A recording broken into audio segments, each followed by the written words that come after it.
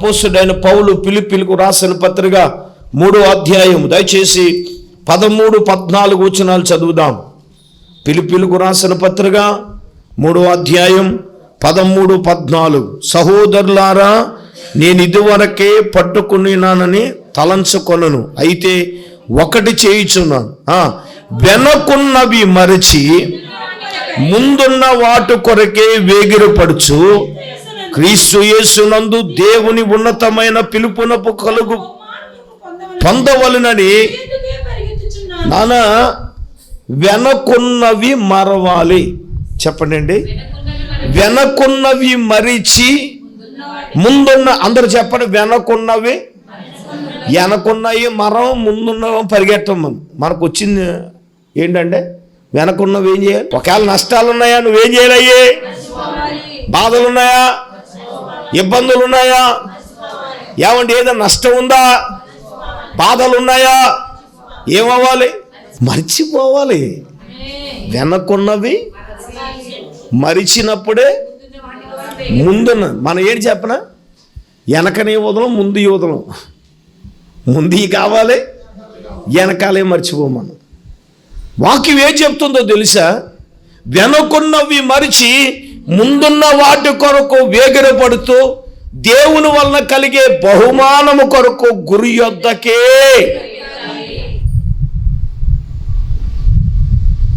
గత జీవితం, పాత జ్ఞాపకాలు, ఈ పరిస్థితులు, ఈ బాధలు, ఈ ఇబ్బందులు నువ్వేం చేయాలి? అవి మరిచిపోవాలి. మరిచిపోతే నువ్వు ముందుకు వెళ్ళగలవు. దేవుని వాక్యం ఏం చెప్తే వెనకున్నవి, వెనకాల ఏమున్నాయంటే నష్టాలు ఉన్నాయి, బాధలు ఉన్నాయి, ఇబ్బందులు ఉన్నాయి, నిందలున్నాయి, అవమానాలు ఉన్నాయి, ఏమంటే బలహీనతలు ఉన్నాయి, ఏమండి మనము కృంగిపోయే కృంగుబాటుతనం ఉంది. అవన్నీ ఎక్కడున్నాయంటే వెనకున్నవి. ఆత్మీయంగా దేవునిలో మనము పరిగెత్తాలనుకున్నప్పుడు వాటిని మరిచినప్పుడే ముందున్న వాటి కొరకు మనము పరిగెట్టగలుగుతాం కదండి. సాతానుడేమో అవి మరిచిపోయేటట్టుగా మనల్ని, ఒకప్పుడండి చాలా బతికేనండి, అంతా అయిపోయిందని, ఏంటండి మర్చిపో, ముందున్న వాటి కొరకు. వెనకాల పోయిన డొక్కు సైకిల్ గురించి ఎడితే ఎందుకురా, నీ ముందు కొత్త కారు ఎడితేనే హెచ్చరక్తం వేజ్జాయి. అయ్యి బాబు అది పోయిందండి, సెంటిమెంట్ ఆయనమెంట్, అది ఎందుకు నీకు హెచ్చరక్తం వేజ్జాయి. దేవుడేమో నూతన బండి ఎత్తానంటే పోయిన ఆ డొక్కు సైకిల్ కోసం ఎడుతామంటారు. నీ బతికేండ్రీ హెచ్చరక్తం వేజ్జాయి, దాన్ని వదిలేమన్నాడు దేవుడు, వదిలే. అసలు వెనక్కున్నవి మర్చిపోవాలి సార్. అవును మరి. దైవజనుడు పౌలు అంటాడు, వెనకున్నవి మరచి ముందున్న వాటి కొరకే వేగిరి పడుతూ గురి యొద్దకు పరిగెట్టాలి. బహుమానాలు మనుషులు ఎవరు సార్? దేవుడిస్తాడమ్మా. ఎస్, నువ్వు చేసే పనికి దేవుడిస్తాడు. ఈ లోకములో మనుషులు ఎవరెవరు? నేను చేసే పరిచర్యకు, సేవకు, మీరు చేసే పరిచర్యకు, పనికి రివార్డ్స్, అవార్డ్స్ మనుషులు ఎవరు కానీ దేవుడిస్తాడు. నీకు ఉన్నతమైన బహుమానం దేవుని బిడ్డకి ఇవ్వబోతున్నాడు, నీకు ఇవ్వబోతున్నాడు, నీ కుటుంబంలో ఇవ్వబోతున్నాడు. నీవు చేసే దానికి బహుమానాలు దేవుడు ఇస్తాడు సార్. ఎప్పుడు తెలుసా? వెనకున్నవి, చెప్పండి, వెనకున్నవి మర్చిపోవాలి. మర్చిపోవడం అంటే అక్కడ ఉన్న మాట ఏంటి? ఒకటని ఉంటే పుట్టినట్లో కింద ఏమనుందో తెలుసా? లక్ష్య పెట్టకనుంది. ఏం చేయగా? వెనకున్నవి వాటిని ఏం చేయకూడదు మనం. సాతానుడు లక్ష్య పెట్టేటట్టుగా చేస్తున్నాడు. మనం ముందుకు ఎందుకు సాగలేకపోతున్నాం అంటే ప్రార్థన చేస్తున్నాం, గంట ప్రార్థన చేద్దామని మోకరెత్తున్నాం. మోకరెత్తున్నప్పుడు అలాగ మోకరించగానే అప్పులుడు వచ్చేస్తున్నాడు నీ కళ్ళల్లోకి. ఎవడు వచ్చేస్తున్నాడు? ఇప్పుడు ప్రార్థన ముందుకు వెళ్తుందా? చెప్పండి. కట్టవలసిన డాక్టర్ వచ్చేస్తుంది, కట్టవలసిన స్కూల్ ఫీజులు వచ్చేస్తున్నాయి. రేపు పండగ వస్తుంది, కొత్త బట్టలు కొనాలి, ఇంక ప్రార్థన వస్తుందా మనకి? అయ్యో నవ్వుతారండి, నిజమే కదండి. ఇంకా ఒక్కసారిగా మనం ఎంత ట్రై చేసినా ఇంకా ప్రార్థనలో ముందుకు వెళ్ళాలనుకున్నాం, అప్పుడు వస్తాడు ప్రభువా ఏదైనా చేయనైనా, ఇంకా అయిపోయింది స్తోత్రం. జ్ఞాపకం వచ్చిందండి, ఇంకేం వెళ్తుంది బండి ముందుకే. స్తోత్రం నాయన స్తోత్రం ఒడే స్తోత్రం, ఇంకా హల్లెలూయా, ఇంకా గాత్రం రాదు. ఇంకా ఏమండి అదే మైండ్ సెట్లో ఉంటాం కదా. దేవుని వాక్యం ఏం చెప్తుంది? వాటిని లక్ష్య పెట్టొద్దని వాక్యం చెప్తుంది. ముందున్న వాటి కొరకే వేగిర పడమని చెప్తుంది. అర్థమవుతుందా? ఎవరు గురు యొద్దకే నువ్వు పరిగెట్టమని వాక్యం చెప్తుంది. ఈ రోజున మీరు నేనేమంటానండి, దానికి కావాలంటే మనకి ఏం కావాలి చెప్పనా? ఐదవది ఏంటి చెప్పనా? మనకి విశ్వాసం కావాలి. చెప్పండి ఏం కావాలి మనకి? చెప్పండి ఏం కావాలి మనకి? విశ్వాసం. ఐదవది దేవుని బిడ్డలారా, అపోస్తలుడైన పౌలు తిమోతి రాసిన 2వ పత్రిక 4వ అధ్యాయం 7వ వాక్యం చూడండి ఒకసారి. మంచి పోరాటము పోరాడి తిని నా పరుగు కడముట్టించి తిని విశ్వాసమును కాపాడుకుంటుని. హల్లెలూయా. అంటే ఈయన పరుగు అంటే ఎలా పరిగెత్తాలి అంటే విశ్వాసముతో పరిగెట్టాలి. ఎలా పరిగెట్టాలి? విశ్వాసముతో. ఎందుకంటే పైన అదే అంటాడు, నేనేం చేశాను? పరిగెట్టాను, నా పరుగు నేనేం చేశాను? కడముట్టించాను. అంటే విశ్వాసంతో ఏం చేయాలి? మనకి ఏం కావాలి? అవన్నీ ఛేదించాలంటే మనలో విశ్వాసం ఉంటేనే పరిగెట్టగలము. చెప్పండి ఏం కావాలో మనకి? అందరూ మాట్లాడాలి. ఏం కావాలో మనకి? విశ్వాసముతో మనం ఏం చేయాలి? అందరూ చెప్పాలి. మనం ఏం చేయాలండి? విశ్వాసముతో మనం ఏం చేయాలి? పరిగెట్టాలి. విశ్వాసముతో పరిగెట్టాలి. మనకి కావలసింది ఏంటి తెలుసా? విశ్వాసం అండి. ఈ విశ్వాసం ఉంటేనే ఈ కష్టాలు, ఈ బాధలు, ఈ శ్రమలు, ఈ ఇబ్బందులు ఇవన్నీ కూడా మనం వాటిని ఛేదించుకుని కావాలంటే మనకి ఏం కావాలి చెప్పనా? విశ్వాసం కావాలి. చెప్పండి ఏం కావాలి? ఒక మాట చెప్పనా? అటువంటి విశ్వాసం మన జీవితాల్లో మనము కలిగి విశ్వాసంతో పరిగెట్టినప్పుడు, పౌలు గారు అదే. నేనేమంటానంటే ఇక్కడ నీకు కొన్ని విషయాలు చెప్తాను. ఈ విశ్వాసం కలిగి ఉన్నాం కదా, కలిగి ఉన్నప్పుడు మనకి ఏమవుతుంది చెప్పనా? శ్రమలు వస్తాయి. ఏమవుతాయి చెప్పండి అమ్మా? ఏమవుతాయి? శ్రమలు వస్తాయి. శ్రమలు వచ్చినట్టు దుఃఖం వస్తుంది, ఏడుపు వస్తుంది, బాధలు వస్తాయి, ఇబ్బందులు వస్తాయి. ఒక మాట నేను చెప్తాను చూడండి. అపోస్తలుడైన పేతురు రాసిన 1వ పత్రిక 1వ అధ్యాయం 6-7 వచనాలు చదవండి. ఇందువలన మీరు మిక్కిలి ఆనందించుచున్నారు కానీ అవసరమును బట్టి నానా విధములైన శోధనల చేత ప్రస్తుతన కొంచెము కాలము మీకు దుఃఖం కలుగుచున్నది. నశించిపోతున్న సువర్ణము అగ్ని వలన పరీక్షింపబడుచున్నది కదా, దానికంటే అమూల్యమైన మీ విశ్వాసము ఈ శోధనల చేత పరీక్షకు నిలిచినదే. అందరూ కూడా మీరు నా వైపు చూడండి.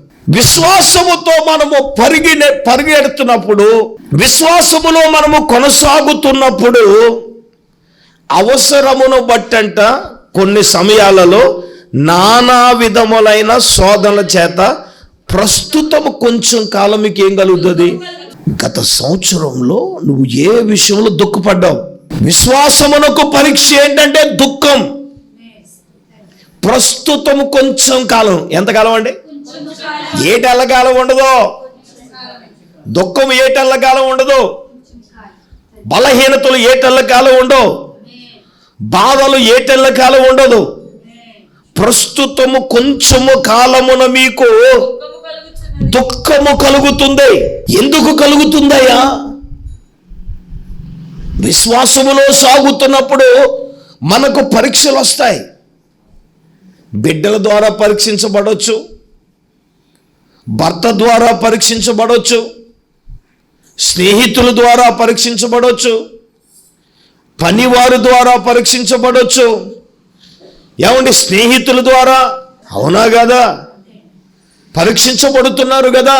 అందుకే కదా దుఃఖం, వేదన. మనకి దుఃఖము లేదా, బాధ లేదా, కన్నీళ్ళు లేవా? ఒకవేళ నువ్వు అనుకున్న మనసులో, నేను దుఃఖంతోనే ఈ నూతన సంవత్సరం ఎదుర్కోవాలా, ఈ బాధ ద్వారా, ఈ కష్టము ద్వారా నేను ఈ నూతన సంవత్సరాన్ని ఎదుర్కోవాలా? ఒకవేళ నిరాశతో నువ్వు ఉంటే, టీవీ ముందు కూర్చున్న వాక్యం ఉంటుండే దేవుడే నీతో మాట్లాడుతున్నాడు. విశ్వాసముతో నీవు పరిగెడుతున్నప్పుడు, ప్రస్తుతము కొంచెము కాలము నీకు దుఃఖము కలగవచ్చు, కానీ ఇక్కడ ఏమంటున్నాడు అనంటే, నశించిపోతున్న సువర్ణం అంట అగ్ని పరీక్ష వలన ఏమవుతుంది? అవును కదా.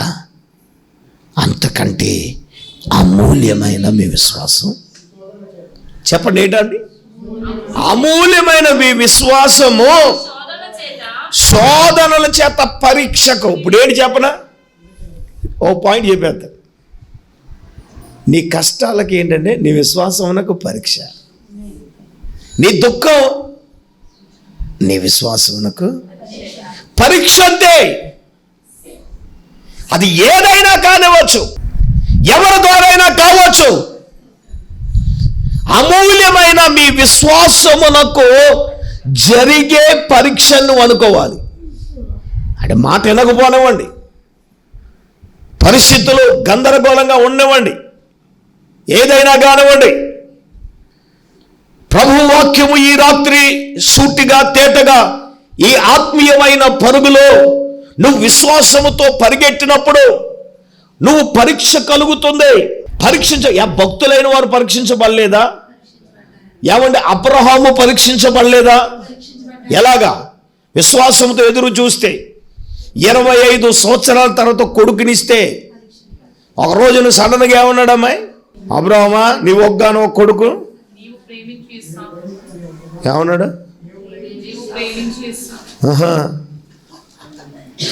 ప్రేమించే. నాకు ఆ వాక్యం చదివినప్పుడు నాకు మెంటలెక్కిపోయింది. రక్తమించి ప్రేమించే కొడుకుని ఏమంటున్నాడు అన్నప్పుడు, ఇచ్చే వరకునంటే 25 సంవత్సరాలు దేవుని ప్రేమించాడంట. ఇచ్చిన తర్వాత ఏం చేశాడంటే దేవుని వదిలేసి కొడుకుని ప్రేమించాడంట. ఆంతర్యం ఏది? ఇప్పుడు దేవుడు ఏమన్నాడు? నువ్వు ప్రేమించే కొడుకు నువ్వు నాకు ఇచ్చేయి, నువ్వు ప్రేమించే బంగారం నాకు ఇచ్చే అంటే ఒక కనపడతారు. రక్తం దాచేసి హల్లెలూయా, నేనైతే ఇచ్చేస్తాను దేవుని సొంతానికి, నాకు లేకుండా చేసాడు. రక్తం ఇచ్చేయడమే. ఆమేన్, హల్లెలూయా. చెప్పండి గట్టిగా, చేతులెత్తి స్తోత్రం చెప్పండి. హల్లెలూయా. అసలు ఇవ్వాలని మైండ్లో ఉందంటే ఇది అది అని ఏం చూడండి, ఇచ్చేయడమే దేవుని స్తోత్రం. ఆయన చెప్పాడు ఇచ్చేయడమే. ఏం చేస్తాం? నువ్వు ఇది చెయ్యి అన్నాడు అనుకో దేవుడు, అర్థమవుతుందా? చేయడం అంతే దేవుని స్తోత్రం. ఆ మనసు మనకుందా? ఆ మనసు ఉందా? ఉండాలి. దేవుళ్ళు ఏముండాలి చెప్పండి, చెప్పండి గట్టిగా హల్లెలూయా.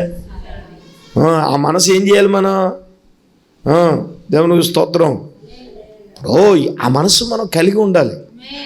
అది అందరికీ ఉండదు కదా, ఉండాలి దేవుళ్ళు. ఒక మాట చెప్తాను వినండి. కొన్ని సమయాల్లో మనకు కొన్ని పరీక్షలు జరుగుతూ ఉంటాయి. జీవితాంతకాలం ఎలా ఉండవు, అర్థమవుతుందా? నీ అమూల్యమైన విశ్వాసము పరీక్షకు. ఇప్పుడు అబ్రహాముని నువ్వు ఒక్కనొక కొడుకునిచ్చేమన్నాడు, ప్రేమించే కొడుకుని అన్నాడు. అబ్రహాం ఏమన్నాడు? చిత్తం ప్రభా అన్నాడు. ఏమన్నాడండి? అదేంటి ప్రభా, నువ్వు 25 సంవత్సరాలు ఎదురు చూశాను, ఇచ్చావు. ఇది ఏమన్నీకి న్యాయమా? ఇది ఏమన్నీకి ధర్మా? మన వాళ్ళైతే అయిపోయి దేవుడికే సలాలు ఇచ్చేద్దరు. దేవుని స్తోత్రం. అవును మరి, ఇది ఏమన్నీకి ధర్మం ఏంటయ్యా? 25 సంవత్సరాలు ఎదురు చూస్తే అప్పుడు ఇచ్చావంటావా? అవసరం నన్ను తీసుకో, నా ఇసాడికి పోసి దాన్ని బతికించాను అమాయకంగా అడిగాను. కానీ అబ్రహాం అలాగే అనలేదండి. చిత్తము ప్రభువా. ఏమన్నాడమ్మా? అని అలాగే నాయన. అబ్రహాముకి విశ్వాసం ఏంటి? ఈడు ఇస్తాడో ఎవడా? కొడుకుని తీసుకెళ్తున్నాడు, కట్లున్నాయి, పని వాళ్ళు ఉన్నారు, అన్నీ ఉన్నారు. అబ్బాయి నానా దహన బలి అంటున్నావుగా, కట్టలున్నాయి, పనివారున్నారు. దహన బలికి గొర్రె పిల్ల ఏదని కన్న కొడుకే అబ్రహాముని అడిగితే బలిచ్చేది గొర్రెను కాదు కొడుకునన్న సంగతి ఎవరికి తెలుసు? అబ్రహాముకి తెలుసు కదా. వెళ్ళేసి పట్టే అయినా కొడుకు అని ఏడ్చేది. మనమైతే ఏడ్చేద్దు వచ్చి రక్తం పెంచి అయినా కొడుకో కొడుకో కొడుకా. మనమైతే ఏం చేద్దాం? ఏడ్చేద్దరు కదా. ఇంతకీ బలిచ్చేది గొర్రె పిల్లలు కాదు తన కొడుకుననే సంగతే అబ్రహాముకి తెలుసు కదా. కన్న కొడుకు అన్న తర్వాత ఒకవేళ ఇవ్వడం ఎక్కడైనా అబ్రహాము వెనుదిరుగుతాడేమో అని సార్ పరీక్షించినప్పుడు అబ్రహాము వెనుదిరగలేదు సార్, విశ్వాసంతో పరిగెడుతున్నాడు సార్. హల్లెలూయా. ఆయన విశ్వాసం ఏంటో తెలుసా? నేను నా దేవునికి బలిచ్చినా కానీ నా దేవుడు మృతులను సైతం లేపడానికి ఎవడో శక్తిమంతుడు. చప్పట్లు కొట్టిన గట్టిగా. అదే విశ్వాసం మన జీవితాల్లో కలిగి ఉండాలి. విశ్వాసము ఎప్పుడైతే పరీక్షించబడుతుందో, నువ్వు పరుగులెడుతూ ఉన్నప్పుడు, నిరాశ నీ జీవితంలో నీకు ఎదురైనప్పుడు ఏం సార్ అంటే మనము పరిగెట్టాలి సార్. పరీక్షలో నిలిచినప్పుడు పరీక్షకు నిలిచినప్పుడు ఇలా పరీక్షలు వస్తున్నాయి. యజ్ఞరక్తం విజయం ఇలా విజయవంతం కావాలంటే పరీక్షలు ఉండాలి, అంతే కదా. ప్రమోషన్ కావాలంటే విశ్వాసమునకు ఇంకా ఉంది అక్కడ. అదేంటంటే పరీక్ష నిలిచేయనప్పుడు యేసుక్రీస్తు ప్రత్యక్షమైనప్పుడు మీకు మెప్పు కలుగుతుందంట, మహిమ అంట, ఘనత అంట కలుగుటకు కారణం. దేవునికి స్తోత్రం. మెప్పు, మహిమ, ఘనత కలుగుతుంది ఎప్పుడు? నీ విశ్వాసము పరీక్షకు నిలిచినప్పుడు. అబ్రహాము పరీక్షలో నిలిచాడు సార్. విశ్వాసంతో నువ్వు పరిగెట్టాలి. ఏదో ఉండి కాదు, విశ్వాసంతో పరిగెడతాలి. నా దేవుని కొరకు నేను పరిగెడతాను, మంచి పోరాడాను, నా పరుగు కడముట్టించాను, నా విశ్వాసము నేను కాపాడుకున్నాను.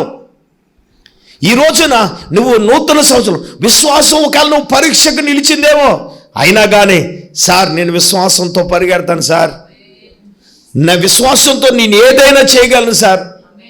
నేను చెప్పనా, విశ్వాసం అనేది ఉంటే డబ్బుతో పని లేదు, విశ్వాసం అనేది ఉంటే మనుషులతో పని లేదు. విశ్వాసం అనేది నువ్వు కలిగి ఉంటే అసాధారణమైన కార్యాలు దేవుడు నీ జీవితంలో చేస్తాడు, నీ వ్యక్తిగత జీవితంలో చేస్తాడు. నువ్వు దేవుని దగ్గర నుంచి నువ్వు వాటిని పొందుకోగలవు. ఎప్పుడో తెలుసా, మనం విశ్వాసంతో పరిగెట్టాలి కదా సార్. ఏం సార్ బాధలు సార్, కష్టాలు సార్, ఇబ్బందులు సార్, ఏం చేయాలి అర్థం కావట్లేదు పాస్టర్ గారు. ఉంటుంది మరి, విశ్వాసమునకు పరీక్ష అంటే అలాగ ఉంటుంది మరి. అయినా అబ్రహాము వాటిని ఛేదించుకుని ముందుకు వెళ్ళినప్పుడు ప్రపంచంలో ఏమండి ధనవంతుడు ఎవరండి? అబ్రహాం కదా. ఏమంటే అబ్రహామును ఆశీర్వదించాడా లేదా? ఆశీర్వాదం అబ్రహాములాగా ఆశీర్వదించేయాలంటావు నువ్వు. దేవునికి స్తోత్రం, మంచిదే. అబ్రహాములాగా వచ్చే నీకు విశ్వాసమును పరీక్ష ఏమంటే నీ కొడుకుని ఏమంటే ఎత్తావు. మరి అబ్రహాములాగా ఆశీర్వదించాను ఆయన, మరి అబ్రహాములా నిన్ను అడిగితాను పెడతావా? మౌనం ఏంటి? దేవుని స్తోత్రం. మళ్ళీ ఏమడు, నాకున్నవన్నీయు నీవిచ్చినవే ప్రభువా, నేనేమైనా ప్రభువా నిన్నే శుద్ధిస్తాను. నాకున్నవన్నీ నీవిచ్చినవే ప్రభా, నువ్వు ఇచ్చేయని అడిగాడు అనుకో, ఏం చేస్తాం మరి? మరి అబ్రహాములాగా ఆశీర్వదించేయాలన్నప్పుడు అబ్రహాము ఎలాగైతే విశ్వాసమునకు పరీక్షను నిలిచినప్పుడు మనము నిలవాలి కదా. నా పాయింట్ అదే. విశ్వాసమునకు పరీక్ష జరుగునప్పుడు అతడు పరీక్షలో నిలిచాడు సార్. కొన్ని సమయాల్లో మనం పరీక్షిస్తాడు సార్, మన ఓపికను పరీక్షిస్తాడు సార్. ఆ పరీక్షలో నిలిచినప్పుడే నీకు మెప్పు కలుగుతుంది, మహిమ కలుగుతుంది, ఘనత కలుగుతుంది. హల్లెలూయా. అది మనం చూసుకోవాలి. అర్థమవుతుందండి? ఈ శ్రమలో బాధలో వీటిని అధిగమించామంటే ఇంకేం లేదు, ఆశీర్వాదాలే. అది దాటే వరకే మనం కొంచెం తబ్బిబ్బు పడుతూ ఉంటాం. ఎన్నోది ఇది? 5, 6 చెప్పాలి. దేవునికి స్తోత్రం. హల్లెలూయా. చెప్పండి గట్టిగా, చేతులెత్తి హల్లెలూయా. 6వదిగా మనం చూసినప్పుడు ఫిలిప్పీలకు రాసిన పత్రిక 2వ అధ్యాయం మనం ఇంకా ఎలా పరిగెట్టాలో 2వ అధ్యాయము జ్యోతులలా కనబడి 16వ వచనం, ఫిలిప్పీలకు రాసిన పత్రిక 2వ అధ్యాయం 16వ వచనం చూడండి. అటు జనము మధ్యన మీరు జీవవాక్యమును చేత పట్టుకుని లోకమందు జ్యోతుల వలె కనబడుచున్న వలన నేను వ్యర్థముగా పరిగెత్తలేదని, నేను పడిన కష్టము నిష్ప్రయోజనము కాలేదనియు క్రీస్తు దినమున నాకు అతిశయ కారణము కలుగును. దేవునికి స్తోత్రం. మనము వక్రజనము మధ్యలో జీవవాక్యాన్ని చేత పట్టుకుని లోకమందు ఎలాగుండాలండి? జ్యోతుల వలె కనబడుతూ పరిగెట్టాలి. మనం పరిగెట్టే పరుగు అది వ్యర్థము కాదో. ఎప్పుడంట? నువ్వు పడిన కష్టము అది నిష్ప్రయోజనము కానేరదు. క్రీస్తు దినమున నీకేం కలుగుతుంది? అది నువ్వు ఎలాగుండాలి? జీవవాక్యాన్ని చేత పట్టుకుని లోకమందు జ్యోతుల వలె నువ్వేం చేయాలి? కనబడాలి. జ్యోతుల వలె కనబడుతూ, జ్యోతుల వలె కనబడి జ్యోతి వెలిగించుకోమని కాదు యజ్ఞరక్తం ఇచ్చి, నువ్వే ఒక జ్యోతిలాగా ఎలగాలి అంతే. స్టార్ అది. నువ్వు స్టార్ లాగా నువ్వేం చేయాలి? ఎలగాలి. దేవునికి స్తోత్రం. కనబడాలి ఇతరులకి. నువ్వు దేవుని నమ్ముకున్నావు అంటే నువ్వు వెలిగితే చాలు. దేవునికి స్తోత్రం చెప్పక్కర్లేదు. నీ ముఖం చూస్తే దేవుని నమ్ముకున్నావు అని చెప్పాలి. అంటే నీ మాట మారిందనుకో, నీ ప్రవర్తన మారిందనుకో, క్రీస్తు స్వరూపి నీలోకి వచ్చిందనుకో, నువ్వెవరికి చెప్పక్కర్లేదు. నువ్వు దేవుని బిడ్డవని ఆటోమేటిక్గా తెలిసిపోద్ది అంతే. దేవునికి స్తోత్రం. చెప్పని గట్టిగా హల్లెలూయ. అర్థమవుతుందా?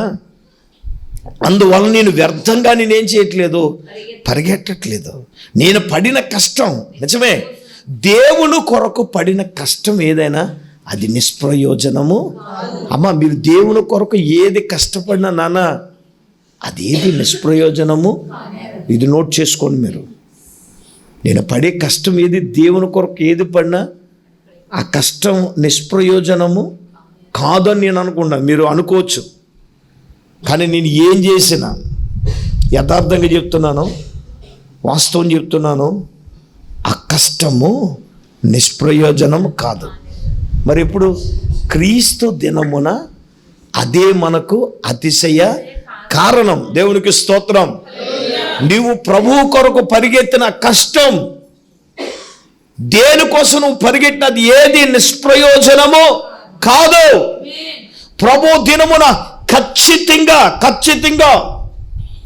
అది నీకు అతిశయ కారణంగా ఉంటుంది. కాబట్టి మనం ఇప్పుడు ఏం చేయాలి? జీవవాక్యమును చేత పట్టుకుని జ్యోతుల వలె కనబడుతూ పరిగెట్టాలి. ఇది 6వది. చివరిది 7వది. యెషయా గ్రంథము 40వ అధ్యాయం 31వ వచనంలో ఏముందో తెలుసా? యెహోవా కొరకు ఎదురు చూచువారు అక్కడేముండదు, వారు అలయక పరిగెడతారు, సొమ్మసిల్లక నడిచిపోదురు. దేవునికి స్తోత్రం. చెప్పండి గట్టిగా హల్లెలూయా.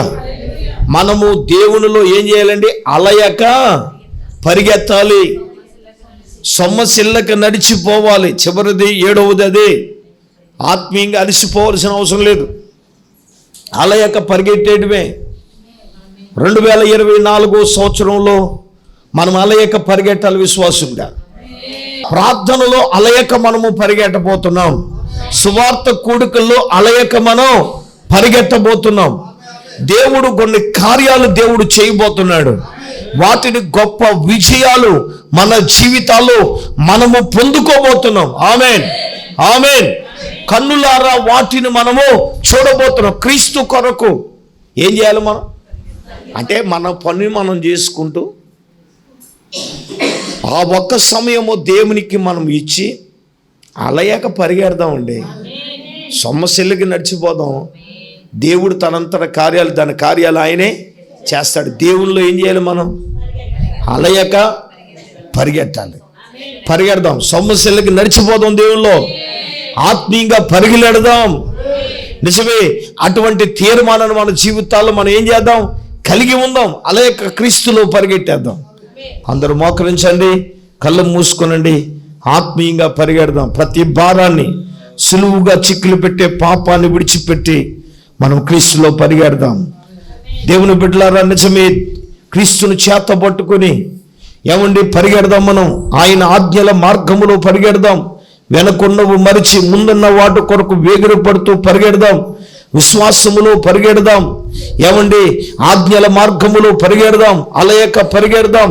దేవుడు మనతో మాట్లాడుతున్న ఈ 7 మాటలు మన హృదయాల్లో, ఈ మాటలన్నీ జ్ఞాపకం చేసుకుందాం. అందరూ కూడా నోరు తెరిచి ప్రార్థన చేద్దాం. దేవా, ప్రభు ఇంతవరకు తన సేవకులు అభిషేకించి ప్రభు మనతో మాట్లాడగా నిజంగా దేవా మేము ఆత్మీయంగా పరిగెడతాం నాయన ప్రభుకు చెబుతాం. స్తోత్రం స్తోత్రం స్తోత్రం స్తోత్రం స్తోత్రం స్తోత్రం స్తోత్రం స్తోత్రం. పరిశుద్ధుడు అయిన తండ్రి, మహోన్నతుడా, నీకు వందనాలు ప్రభా, స్తోత్రాలు నాయన. ఈ రాత్రి ప్రభా యొక్క ఉపవాస కుడికిలో నీ దాసులను అభిషేకించి ప్రభా నీ వాక్యము ద్వారా మీరు మాతో మాట్లాడినందులకు వందనాలు ప్రభా. అయ్యా నాయనా, నీకు స్తోత్రాలు. సులువుగా చిక్కులు పెట్టే పాపమును విడిచిపెట్టి అయ్యా నాయన విశ్వాసను ముక్కుకు కర్త అయిన నీ వైపు చూస్తూ ప్రభు ఆ గురి యొద్దకే పరిగెత్తాలని ప్రభు. అయ్యా నాయనా, నీకు స్తోత్రాలు. 7 విషయాలు మీరు మాతో మాట్లాడారు తండ్రి. యేసయ్యా, నీకు వందనాలు ప్రభు. అయ్యా, సులువుగా చిక్కులు పెట్టి పాపమును విడిచిపెట్టి నాయనా, అయ్యా నాయనా, నీకు స్తోత్రాలు. ఆధ్యాత్మికంగా ప్రభు అయ్యా గురి యొద్దకే మేము పరిగెత్తడానికి సహాయము దయచేయండి నాయన. అయ్యా, వెనుకున్నవన్నీ మరచి నాయన ముందున్న వాటి కొరకే పరిగెత్తమంటున్నావు ప్రభు. నీకు స్తోత్రాలు. అయ్యా, నీ ఆజ్ఞల మార్గములో మేము పరిగెత్తాలి ప్రభు. యేసయ్యా, నీకు స్తోత్రాలు తండ్రి.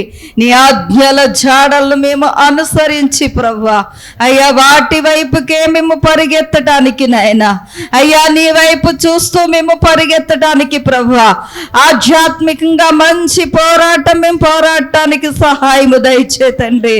యేసయ్యా, నీకు వందనాలు ప్రభువా. అయ్యా, విశ్వాసమునకు కర్త, విశ్వాసముతో మేము పరిగెత్తడానికి సహాయము దయచేయండి నాయన. అయ్యా నా ప్రభువా, నీకు స్తోత్రాలు నాయన. ఎన్ని పరీక్షలు ఎదురైనప్పటికీ నాయన వాటన్నిటినీ మేము సహించి అయ్యా ఓర్పుతో పరిగెత్తడానికి సహాయము దయచే తండ్రి. నీ కొందనాలు అయ్యా. మీరు మాకు ఇవ్వబోతున్న బహుమానము కొరకే ప్రభువా అయ్యా బహుమానమును చూస్తూ ప్రభువా మేము పరిగెత్తడానికి సహాయము దయచే తండ్రి. అయ్యా, ఈ లోకములో నాయన జ్యోతుల వలె కనబడుతూ నీ జీవవాక్యమును చేత పట్టుకుని ప్రభువా మేము పరిగెత్తడానికి సహాయము దయచే తండ్రి. నా ప్రభువా, అలసిపోకుండా నాయన అయ్యా నీ యొక్క నూతన బలమును శక్తిని పొందుకుని ప్రభువా అయ్యా నాయన నీలో పరిగెత్తడానికి సహాయము దయచే తండ్రి. యేసయ్యా, నీకు వందనాలు ప్రభువా. ఈ సంవత్సరం అంతా మీరెంతగానో మీరు మమ్మలను కాచి కాపాడారు తండ్రి. యేసయ్యా, నూతన సంవత్సరములో ప్రభువా మరి నాయన నూతనమైన తీర్మానాలు తీసుకుని ప్రభువా నూతన బలముతో నూతన శక్తితో ప్రభువా అయ్యా నీ కొరకు నాయన మేము పరిగెత్తడానికి ప్రభువా సహాయము దయచేతండి. అటువంటి మనస్సు ప్రభువా మా బిడ్డలందరికీ దయచేయండి నాయన. నీకు వందనాలు అయ్యా నాయన. నూతనమైన మనసు, క్రొత్త మనసు నాయన, పరిగెత్తే మనసు ప్రభువా అయ్యా నాయన బిడ్డలందరికీ దయచే తండ్రి. నీకు వందనాలు ప్రభువా అయ్యా నాయన. నీకు స్తోత్రాలు తండ్రి. నీ రాక్కడికి మమ్మల్ని అందరినీ సిద్ధపరచి విత్తబడి మాటలు మంచి నేలను పడే విత్తనము ఫలించున్నట్లుగా నీ బిడ్డలందరూ నూరంతలుగా నీ కొరకు ఫలించడానికి సహాయము దయచేసి మీరే మహిమ పొందమని యేసయ్య పరిశుద్ధ నామములో ప్రార్థన చేసి అడిగి వేడుకొనుచున్నామా పరమ తండ్రి, ఆమేన్. మన పరమ తండ్రి అయిన దేవుని ప్రేమ, మన ప్రభువును రక్షకుడైన యేసుక్రీస్తు ప్రభుల వారి యొక్క దివ్యమైన కృప, పరిశుద్ధాత్మ దేవుని యొక్క అన్యోన్య సహవాసం ప్రభు బిడ్డలారా ఇక్కడ కూడిండలకు వాక్యమైన బిడ్డలకు ఇప్పుడు ఎల్లప్పుడు ప్రభుత్వ పంతలప్పుడు సదాకాలము తోడైనను గాక. ఆమేన్, ఆమేన్, ఆమేన్.